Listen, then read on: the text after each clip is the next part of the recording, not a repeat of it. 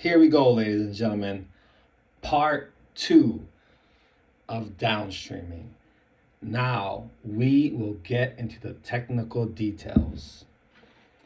What you see here before you is a 2761, a 1917, a 1553.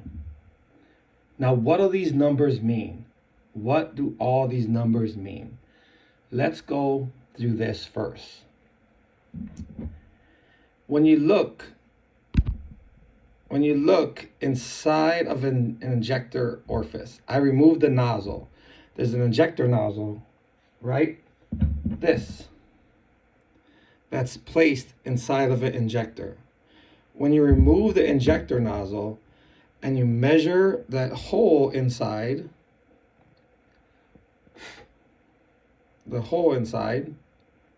that is the throat orifice of an injector, okay?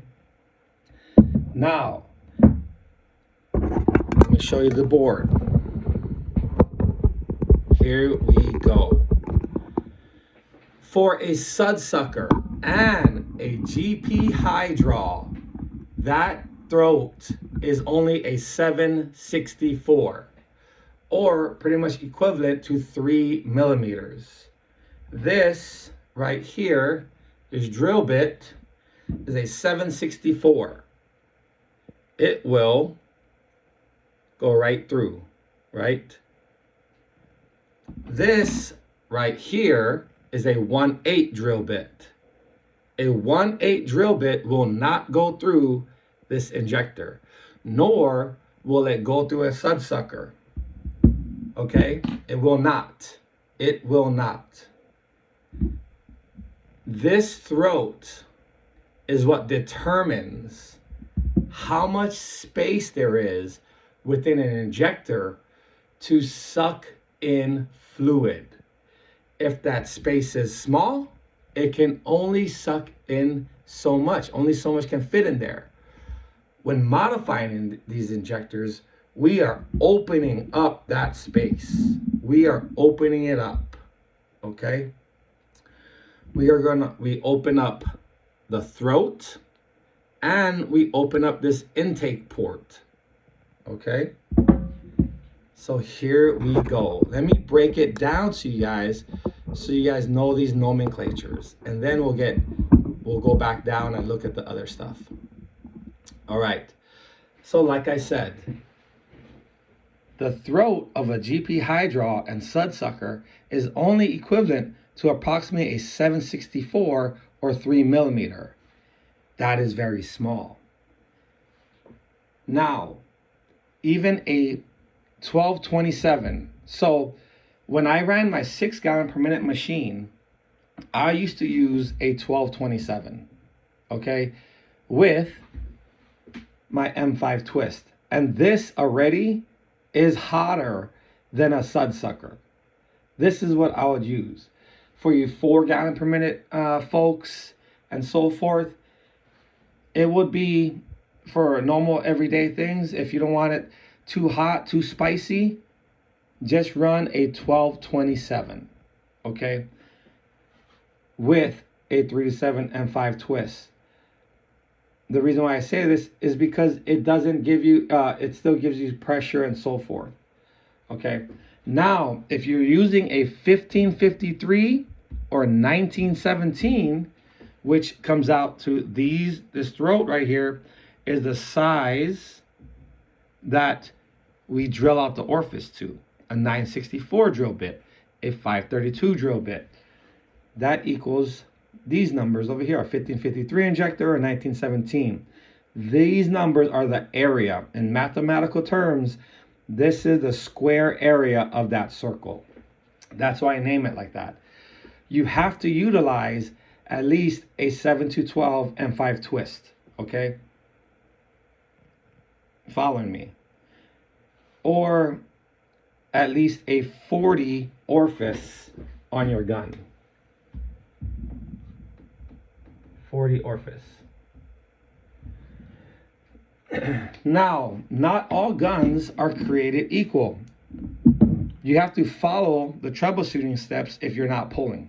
And the troubleshooting steps, I put it into the a PDF, right? Now that comes with, like, if you purchase the injector from me, of course I'm going to help you set it up and make sure you get everything flowing just right.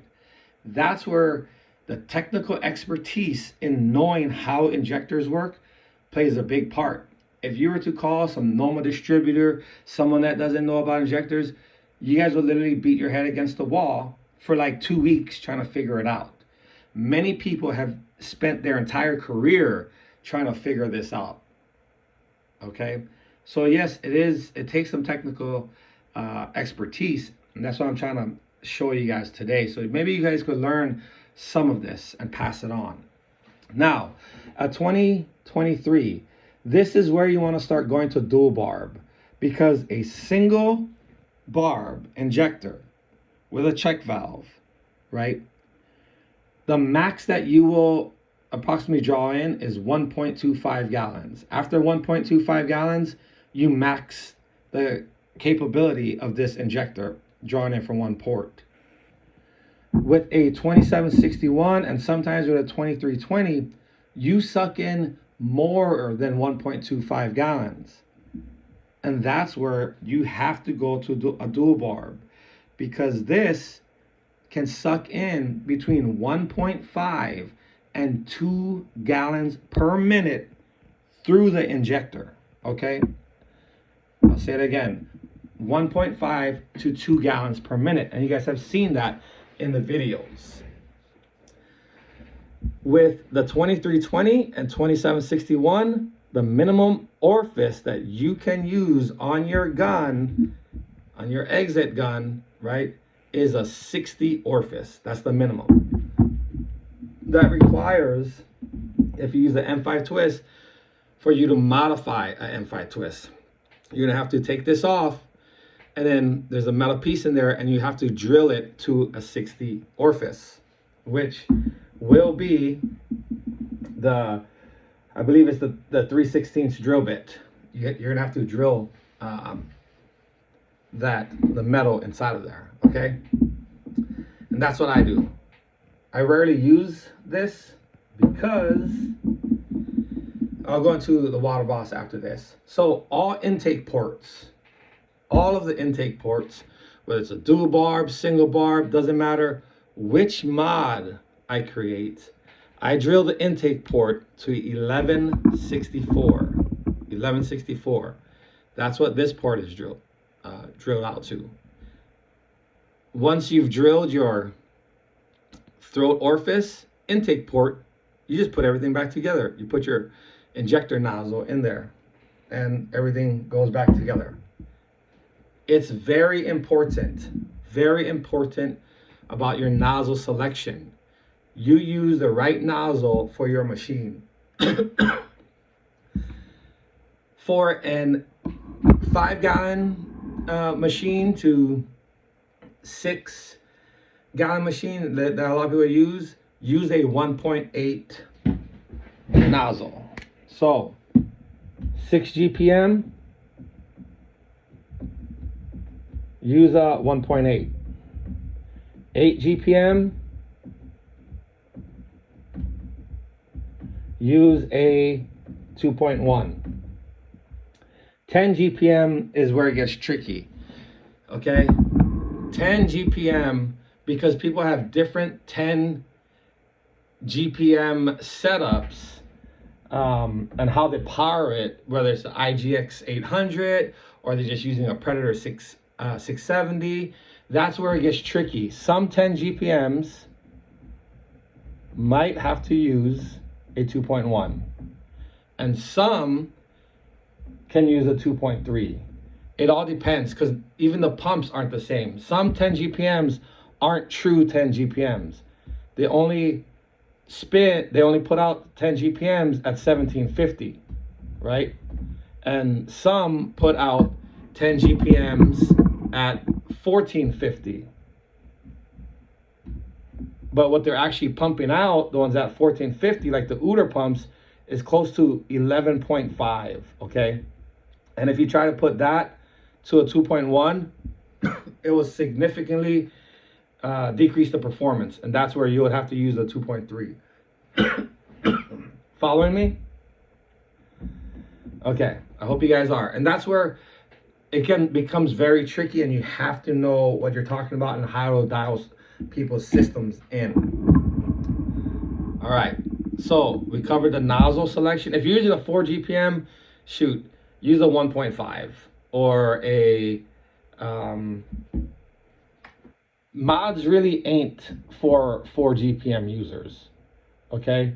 Mods really ain't, because a stock injector for a 4 GPM is more than fine, okay? I would actually use a 1.6, but that would cause you to create a custom one, and you might not be able to. All right, here we go. Let's go back down over here. I'll show you guys the board one more time. Rewatch what I just said, okay? Let me shift back down. Now, I personally rarely use this setup unless I have brick or something. I treat it, and then I need to come back and have a higher exit pressure to get stuff out of the porous surfaces, okay? I personally use my Water Boss, okay? I use my Water Boss gun. However, I don't close the trigger.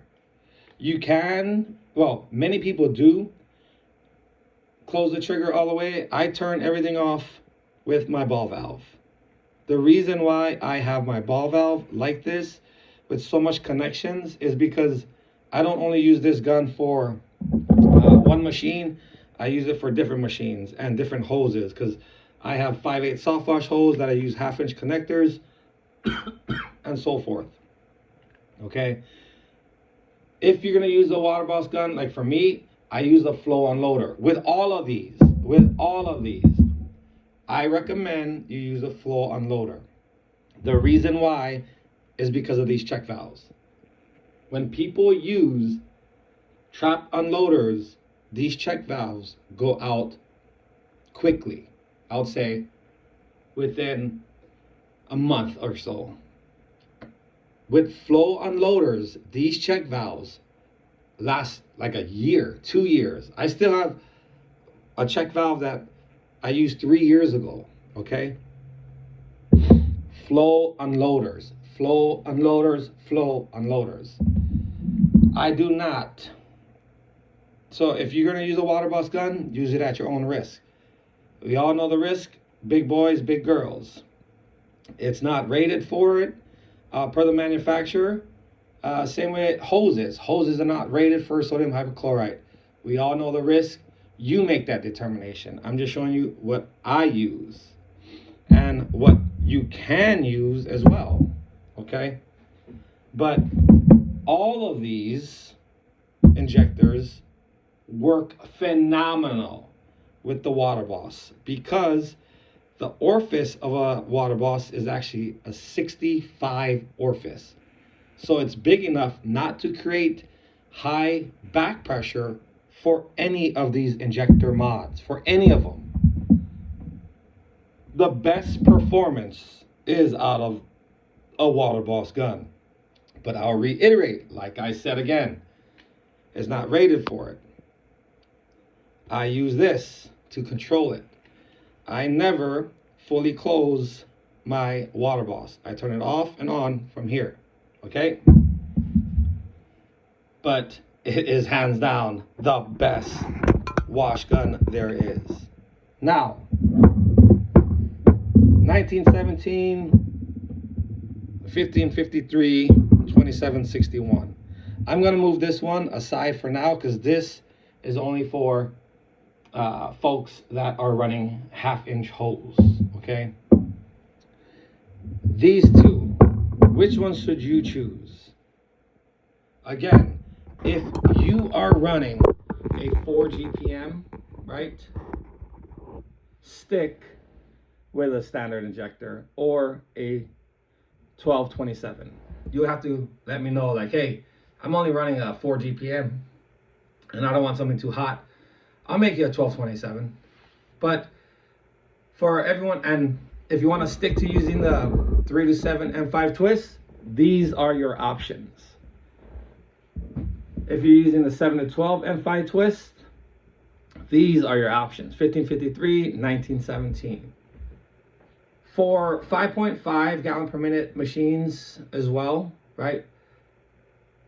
1227, it's going to give you a little more strength. If you want like fire for a 5.5, go with a 1553. Run a 7 to 12 M5 twist. It's going to lower your exit pressure.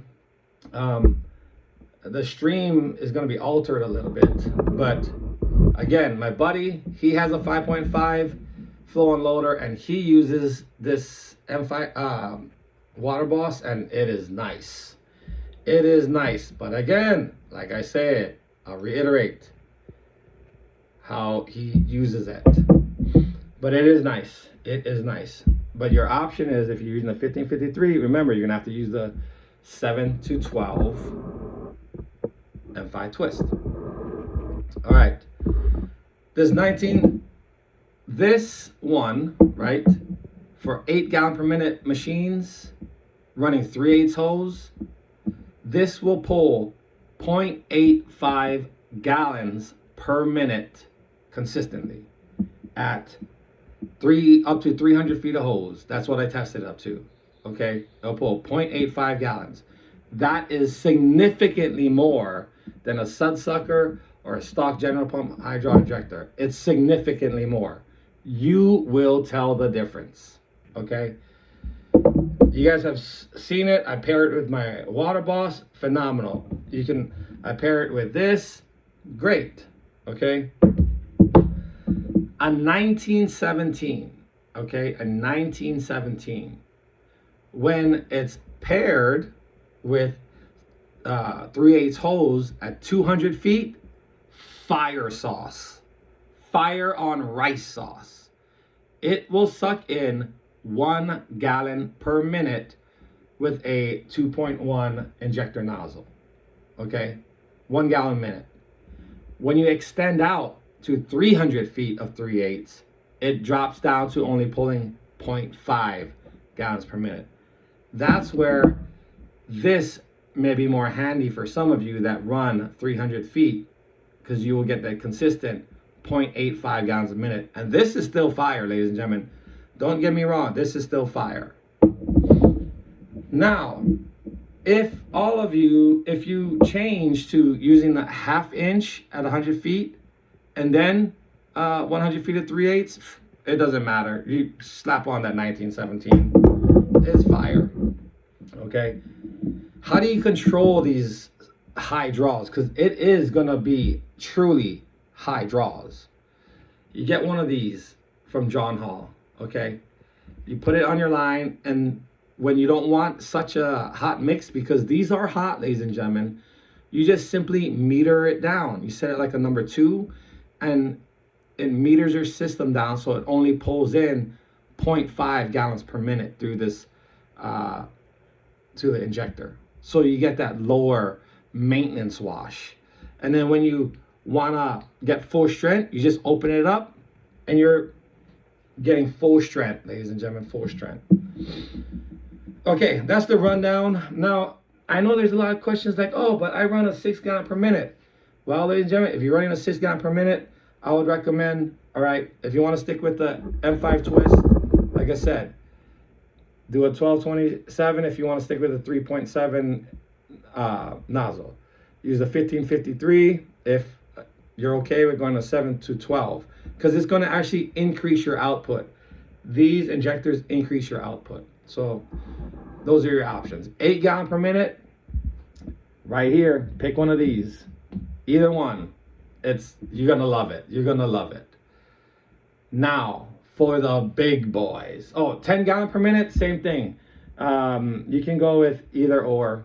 And you guys, from what you're using right now, this will be night and day, even at 10 gallon per minute. We got But at 10 gallon per minute, you should really be running at least 100 foot of 1/2 inch, okay? And then 100 foot of 3/8. That's what you should be running, okay? At 10 gallon per minute. Now, let's talk about this one, the 2761.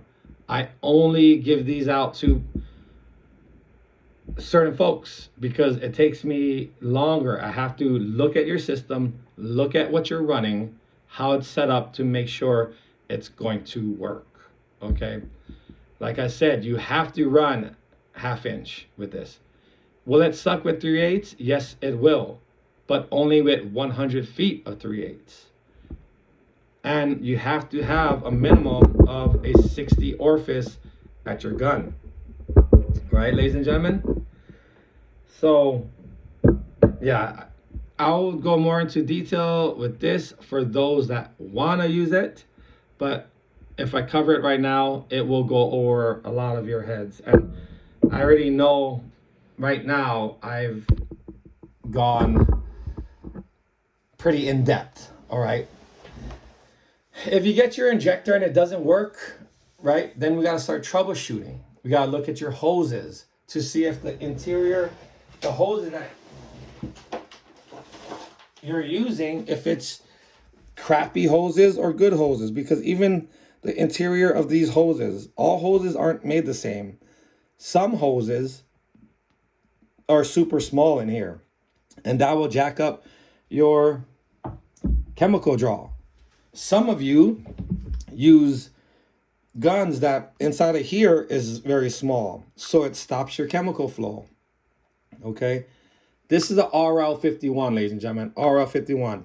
I didn't say no Suttner, none of that. RL51. That's what I did all my tests with, so don't ask me about Suttner, because I'm going to tell you, I don't know, okay? But I do know that some Suttners, people have tried it with these mods, and it didn't work for them, okay? I have the PDF on like troubleshooting and stuff like that, but I hope this clarified some things for you guys. And that's why, like, if other people build them, sell them, I'm cool with that, right? However, as a customer or even someone that's selling it, you have to know what you're talking about, because the moment you sell an injector and someone uses it and they can't get it to draw, you have to be able to quickly look at their setup, figure out what's preventing it, and get them back on the road and teach them, okay? That comes just basic to me, because for the past 2.5 years, I have been running tests. I have been using these, and they work, ladies and gentlemen. This will open up your eyes. The difference is insane. The difference between a general pump hydro stock injector, a Sudsucker, to these mods is insane. You can see the difference just right here on this scale of the interior throat orifices. That can tell you how much bigger of a space there is in there that we are intaking chemical. It's nothing like you've ever seen, ladies and gentlemen. Your soft wash system will basically sit on your truck. Your dedicated soft wash systems will rarely get used unless you're doing a roof. But like I said before, I've done a roof with this. I have done roofs with this, with lower GPMs, with a 5.5 and a 4 gallon per minute machine. But like I said, it has to be set up right. It has to be set up right. But this bad boy right here, when you set it up right, it's golden. Other than that, ladies and gentlemen, peace, aloha. Let's wash on. Look forward to Monday where I'm setting a whole bunch of these out.